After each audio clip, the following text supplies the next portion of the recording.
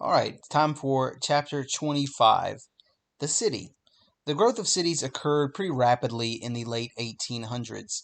The idea behind this slide shows you that there are several millions of people coming to the cities, and that creates both challenges and positives. Of course, we have the technology to house those people with skyscrapers and electric trolleys. Challenges like racially segregated neighborhoods unfortunately leave some people out in the worst part of it. Then at the bottom, you see their waste disposal, uncollected garbage, criminals, overpopulation, and horrific living conditions in tenement housing meant that cities weren't necessarily the best place to be living even if most people were moving there. So on this chart, which you see the amount of percentage of people in America living in the city, you can see over time how many more people have collected in urban areas. 1920 is the first year where we have more people living in the city than in rural areas. Well, if you look back at Thomas Jefferson's view of what America would become, you could see why he thought that in 1790, that we would be a rural agrarian society, and that was the future of America. By 1920, yes, it's 130 years later, but he did not have the possibility to see how far in the future it would go and how different things would be. Many changes are brought about by this urbanization process, which will greatly affect America moving forward. So, among the people settling in those cities are millions of immigrants. Now, there is a new group of immigrants called new immigrants in most history textbooks, and it shows a changeover of who was coming to America. Old immigrants were predominantly made up of Western and Northwestern Europeans, people from Britain, people from Western Europe, Germany, Ireland. These people were typically literate and they assimilated easily to America. That's because their cultures were very similar to what was already existing here, including Protestant faith. Their languages were typically very similar, or they were educated well enough to adapt. The new immigrants that arrive beginning in the 1880s predominantly come from South and Eastern Europe.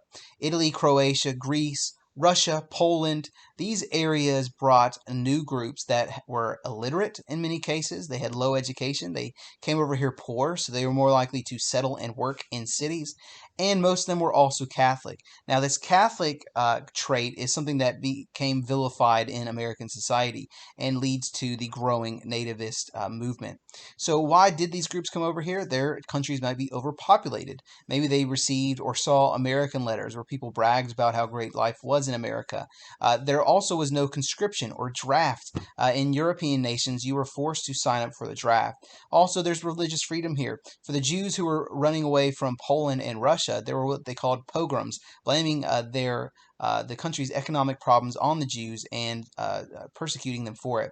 Then there's birds of passage, people who wanted to come over here for a season and send their money back home and eventually return to their homeland after they had made some good profit to take care of their family. On this chart, you can see the rise in population of immigration throughout the 1880s and then in the early 1900s. Now, you'll notice after the First World War, there's a massive drop in immigration, and that's because of the quotas that were being applied and because of the upheaval across the world. This chart is also quite significant. As you can see, the reason why we call them the new immigrants is because people coming from England, Ireland, and Germany were the predominant immigrants leading up to the 1900s. But by 1900, the new immigrants from Italy's places like Italy, Austria-Hungary, and Russia vastly outnumbered that of old immigrants. And so you can see millions of these new immigrants rushed looking for these opportunities. How are the reactions to these new immigrants? For the most part, many people ignored them for good or ill. Some political groups said, well, we shouldn't ignore them because this will be a massive voting bloc. Among them was the group Tammany Hall, led by William Boss Tweed, George Plunkett, and they looked at them as a source of votes. And so they used these groups as they came to America. They would give them jobs, police protection, house them, because they knew it would give them political power. Other groups decided to help them in a very, I guess, more uplifting, helpful, and moral way, and that includes people who are part of the social gospel. Now, in the last couple chapters, we talked about social Darwinism, how many people viewed the poor that it was their fault that they were struggling, they needed to work harder, or they simply weren't as developed as those who were successful. The social gospel abandoned this idea because they believed the purpose of the church was to take care of those who were not well off, including the immigrants. And so the social gospel becomes a movement against social Darwinism that sought to improve conditions in society. They did this by founding organizations like the YMCA, Red Cross, and Salvation Army. Now, specifically for the YMCA, the Young Men's Christian Association, they targeted young men, and that's because in the cities, especially poor immigrant families, had nowhere for their children to learn to read and write, had no way to adjust to American society, and even more, had no area for recreation. There's nowhere to play, nowhere to have fun and be children. So the YMCA provided pretty much free care for those children. They could come there, take classes, but also get their energy out in a safe environment. You also have women like Jane Addams, and Jane Addams tried her best to help out women who were settling here. So this is a picture of her whole house. The whole house was a settlement house. The idea of settlement was immigrant women and their children could settle in these houses as they transitioned into American life.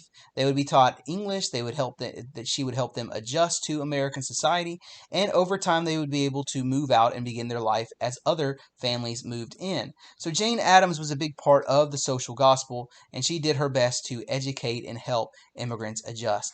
And here is also a class at the YMCA helping immigrants assimilate and learn English language and become American citizens. So, not everyone was so kind or accepting of the immigrants, and so we have another rise of nativism, which is the dislike of foreign-born people. Previously, it was the American Party, or the Know-Nothing Party in the 1840s and 50s, that rejected the Irish and the Germans. In this case, the concerns for the new immigrants were that they had a high birth rate. The idea is that Catholics who did not have practiced any kind of birth control, they would have a high birth rate and would eventually outvote Anglo-Saxons, or basically white English Protestants here in America. They also brought with them these radical ideas like socialism, communism, and anarchism. And these will be a big excuse for rejecting unions who often had a high number of immigrants. But communism and anarchism especially scared Americans, and we thought that it would undermine our government. New immigrants would also be used as strikebreakers, taking jobs from those who were trying their best to fight for their rights in the workplace. And so these new immigrants were often looked down upon because you couldn't strike, because these immigrants would fill in their jobs and undermine them.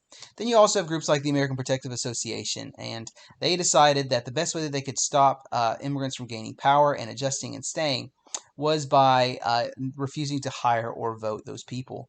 They also proposed literacy tests to try their best to deny them the ability to, again, become American citizens.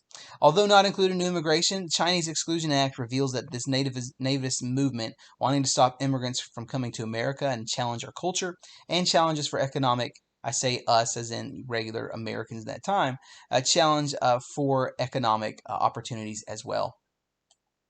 This slide is all about education. Basically, education was growing across America. We have people like Horace Mann pushing for standardized curriculum and teacher training. John Dewey pushes the philosophy of pragmatism, doing what is necessary for our students to succeed. By 1900, we see that our high schools have increased the literacy all the way down to 10.7%. So in other words, over 90% of Americans were able to read and write. And then you also have the federal government stepping in, trying to help create different types of education, including colleges, these land-grant colleges by the Morrill Act. Then you have the Hatch Act of 1887, trying to expand into the vocational department. Finally, we have two different men to discuss here for the African American rights movement, or the civil rights movement. And these two men could not be different: Booker T. Washington and W.E.B. Du Bois, or Du Bois, depending on how you'd like to pronounce it. But Booker T. Washington was a leader who grew up in the South. He was a former slave who believed blacks should be educated in trades. Now, even though his long-term goal for African Americans was to become equal and have all their rights, because he grew up in the South and was afraid of being lynched or attacked, and all of his friends and family the same way, he believed that they needed to take a long-term approach. And so he pushed for them to increase their ability, their economic power, and that would slowly get them the self-respect and economic security, which would eventually bring them the equality they sought after. The problem is that many called him an accommodationist, and that may be a fair name to call him, because he was willing to accept segregation and mistreatment in the short term, as long as blacks were improving themselves educationally and financially. One major contribution he has is the Tuskegee Institute, which provided vocational training for African Americans. Vocational training would infer that he is trying to get them out of sharecropping and being constantly in debt to landowners, and creating a job that would create long-term security for them. So W.E.B. Du Bois, he was the first African American to receive a PhD from Harvard. He refused to compromise and demanded immediate political equality for blacks. And one major reason for this is, unlike Booker T. Washington, who grew up in the South, W.E.B. grew up in Massachusetts, and he was not really in fear of being lynched in his own state. So it makes more sense that he would believe that an immediate push and fight for rights should be taken on. So his major step for African Americans is creating the NAACP as part of the Niagara movement. The National Association for the Advancement of Colored People, as its name actually means, would fight and provide legal representation for anyone who was being discriminated against because of their race. Eventually, his organization, the NAACP, will be the one that is the driving force behind Brown versus Board of Education, which undoes segregation in public schools, specifically allowed by Plessy versus Ferguson and its separate but equal doctrine. So, though these two men are quite different in their approaches to it, they both wanted equality for African Americans. Then we have the role of the press in this time period. The public became interested in sensationalism. Now, I will say this: Americans have always been interested in sensationalism. That's why we've always had issues with gossip and such. But sex, scandal, and human interest stories of all kinds sold newspapers. And this led to the creation of what they called yellow journalism, or exaggerated and made up stories that are used to sell newspapers. Today, we would call these types of things clickbait on the internet, but for them, they had to buy newspapers to read these stories. So yellow journalism was used by two major competing tycoons, Joseph Pulitzer and William Randolph Hearst, who owned two New York newspapers. And as we'll cover in, I believe it's chapter 27, the era of imperialism, these two men use their newspapers to not only sell and make money through their lies and exaggerated stories, but they also proudly help push America toward a war with Spain in the Spanish-American War. So, continuing on with the ideas of reform and utopia. These two men, Henry George and Edward Bellamy, write two different books. Now, the details are not necessarily important for my class. Now, memorizing their names aren't necessarily important. But what I want you to see is these two men write about issues that America was facing, specifically for the poor. And what they wanted is for the government to step in and intervene, pass some kind of laws that helped out Americans who were scared of these powerful trusts. They wanted the government to get involved, pass regulations, or even take over some of those industries. So these two men, Henry George and Edward Bellamy, reveal that there is beginning to be a big push by reformers to get the government more involved in handling their business. We'll see this fully formed in the Progressive Era, which begins in 1901 with the election of Teddy Roosevelt as vice president, and when he becomes president after McKinley's assassination. Then we have other key authors and writers. Horatio Alger wrote A Rags to Riches stories, which played really well into the social Darwinism crowd. Hey, if you work hard, if you are virtuous and honest, then you too can become a millionaire like Andrew Carnegie, if only that were true. But he was trying to reiterate, A, that America was a land of opportunity and that morals were a good thing. So it's not all bad there. Mark Twain, you may know Mark Twain. He may look like the man who created KFC, but he is, in fact, one of our greatest writers and one of the first writers to be respected across the world, not just here in America. And then you have Jacob A. Riis, who wrote How the Other Half Lives. We'll cover that in more detail as we discuss the Progressive Era, but Jacob A. Riis's book pointed out the living conditions of tenements and is able to bring about laws that force land and building owners to take better care of their tenants. So then we have other movements. Not all are in the necessarily social reform, but you have women pushing for their equality. And some people look down upon these changes because some of their leaders, like Victoria Woodhull, push for women's equality, defending something called free love. Basically, their ability to have relations with whoever they wanted outside of marriage. And they also pushed for the idea of birth control being accepted. Not everyone liked this idea, deploring the new morality, as they called it, confiscating thousands of pamphlets, photos, and even abortion pills. This battle over women's personal business and independence laid the groundwork for the 1920s flappers, when we'll talk about passing laws that protected birth control and made it legal, and also for women's sexual and social independence. So, we have other women stepping up as well, including Carrie Chapman Catt. As women gained more financial independence in the workforce, as they pushed for independence from men and ended their marriages, they also pushed for their right to vote. So, Carrie Chapman Catt, with the National American Women's Suffrage Association, she created it in 1890 with other women to try to get them the right to vote after all these years. 30 years later, she will achieve it through NASA along with many other suffragettes. With that said, one interesting thing about her approach is that she claimed that women's traditional role in the home meant they actually needed a say in politics. She turned around the idea that men said that women were unqualified to vote because they stayed home all day. She said, well, who would know better to vote what's best for our family than the women who take care of them? So she did a good job lobbying for women's rights to vote. That brings us to other women and other movements that are happening in America. Ida B. Wells created the National Association of Colored Women, but her biggest thing that she provided for America was her push to get rid of lynching and make it illegal. You can see here one of her pamphlets that she would have printed, the lynch law in all its phases, pointing out the evils of it. Now, her printing press in Memphis does get burnt down and destroyed, sadly. She survives and she is able to continue fighting for the rest of her life against the evil of lynching and discrimination. Meanwhile, we also have the growth of prohibition. Whereas previously we had the temperance movement and the Second Great Awakening, now we have many people pushing beyond that for the prohibition of any kind of alcohol. Many women joined this movement, including Frances Willard, who led the WCTU. But probably the woman who stands out the most is this lady on the left, Carrie Nation. You can see the little hatchet in her hand. She would actually go to saloons and destroy the liquor bottles and everything they had in it.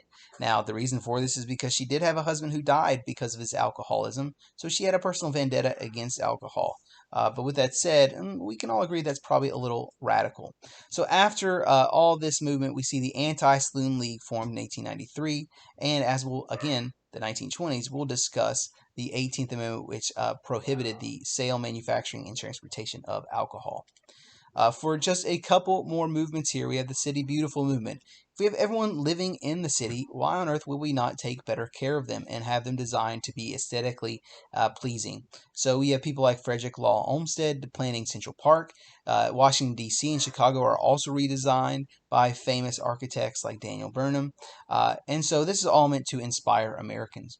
Furthermore, something that is pretty telling about where America is as a nation is we also have the growing industry of amusement. Sports like baseball, basketball, and football were either created or grew rapidly in this time period. So, what does this specifically say about America? Well, it shows that A, we have free time. We do not have to work from sunrise to sunset like farmers would, but with people living in cities, they had time after they had completed their job to go enjoy it. It also tells you that we have a growing amount of what we would call disposable income. Not all of your money is going towards surviving. So we have a middle class which not only is able to work for 8, maybe 10 hours, but they also have the time to go to these places, but they also have the money to spend to enjoy it. So in the 1920s, we'll see an even further growth when we see a massive economic boom in the roaring or golden 20s. And finally, one last thing to touch on, the Wild West shows displayed Buffalo Bill Cody, Annie Oakley with their pistol, many Indians and buffalo around the world. Their idea was let's show everyone around the world just what the Wild West is like. One sad note about this, the Native Americans who joined in it mostly did so not because they wanted to show off their Indian dress, but unfortunately this was the one place where they were able to openly practice their ghost dances and other religious dances. Anyway, we'll touch more on the closing of the frontier and the end of the Indian Wars in the next chapter. But for now, America's in the city. Things are changing. Many immigrants are coming, and many movements are either for or against immigrants, women's rights, and African Americans' rights as well. So hopefully you enjoyed this chapter. If you have any questions, feel free to reach out to me.